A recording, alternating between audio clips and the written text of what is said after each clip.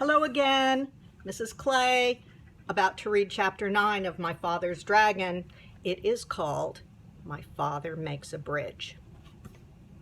My father walked back and forth along the bank, trying to think of some way to cross the river. He found a high flagpole with a rope going over to the other side. The rope went through a loop at the top of the pole and then down the pole and around a large crank. A sign on the crank said, "To summon dragon, yank the crank. Report disorderly conduct to gorilla." From what the cat had told my father, he knew that the other end of the rope was tied around the dragon's neck, and he felt sorrier than ever for the poor dragon. If he were on this side, the gorilla would twist his wings until it hurt so much that he'd have to fly to the other side. If we were on the other side, the gorilla would crank the rope until the dragon would either choke to death or fly back to this side. What a life for a baby dragon. My father knew that if he called to the dragon to come across the river, the gorilla would surely hear him. So he thought about climbing the pole and going across the rope. The pole was very high, and even if he could get to the top without being seen, he'd have to go all the way across hand over hand. The river was very muddy, and all sorts of unfriendly things might live in it. But my father could think of no other way to get across.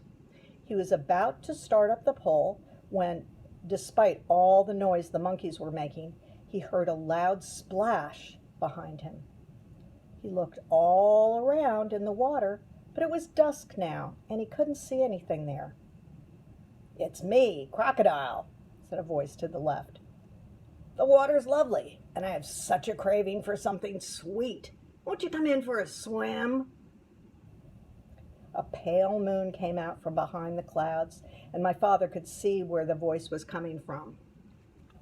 The crocodile's head was just peeping out of the water. Here he is. Would you like to go swimming with him? I don't think so. "Oh, no thank you," said my father. "I never swim after sundown. But I do have something sweet to offer you. Perhaps you'd like a lollipop. And perhaps you have friends who would also like lollipops." "Lollipops," said the crocodile. "Why, that is a treat. How about it, boys?" A whole chorus of voices shouted, "Hooray, lollipops!" And my father counted as many as 17 crocodiles with their heads just peeping out of the water. Do you want to see them? There they all are.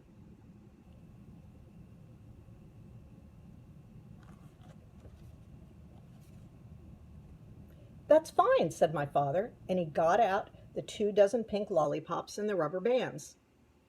"I'll stick one here in the bank. Lollipops last longer if you keep them out of the water, you know.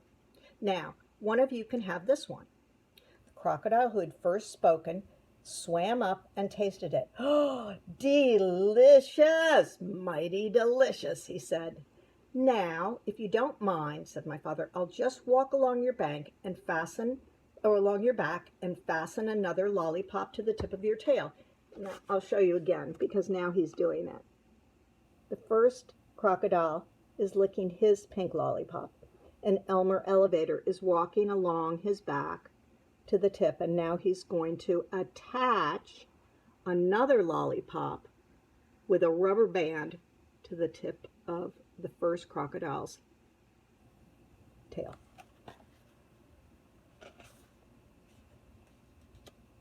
"You don't mind, do you?" "Oh, no, not in the least," said the crocodile.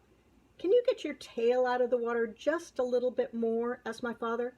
"Yes, of course," said the crocodile, and he lifted up his tail, and then my father ran along his back and fastened another lollipop with a rubber band. "Who's next?" said my father, and a second crocodile swam up and began sucking on that lollipop. "Now, gentlemen, you can can save a lot of time if you just line up across the river, said my father, and I'll be along to give you each a lollipop. So the crocodiles lined up right across the river with their tails in the air, waiting for my father to fasten on the rest of the lollipops. The tail of the 17th crocodile just reached the other bank. And that is the end of chapter 9. So you'll have to come back for chapter 10, the exciting conclusion, which is entitled, My Father Finds the Dragon. So, see you next time. Bye-bye.